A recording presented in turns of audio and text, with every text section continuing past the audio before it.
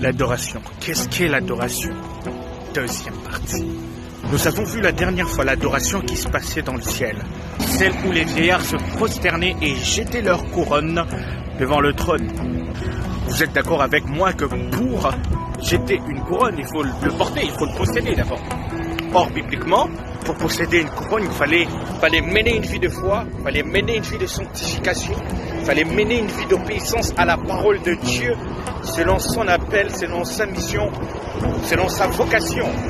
Donc, jeter sa couronne était une façon de présenter à Dieu cette vie de foi, cette vie de sanctification et cette vie d'obéissance à la parole de Dieu.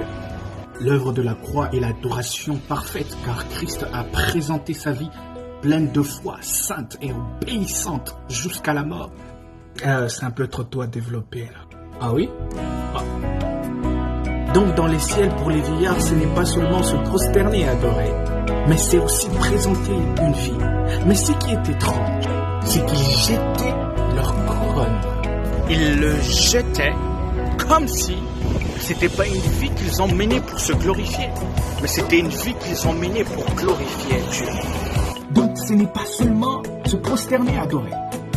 Ce n'est pas non plus seulement présenter sa vie adorer, mais c'est présenter sa vie avec l'image de le jeter devant le trône de Dieu, comme si elle n'était pas de votre mérite sévi, mais qu'elle revenait à Dieu. Celui qui adore de cette manière, celui qui adore sans orgueil et qui jette par contre sa vie, qui jette sa couronne, a compris c'est quoi l'adoration. Qu'est-ce qu'est l'adoration? C'est présenter une vie agréable à Dieu.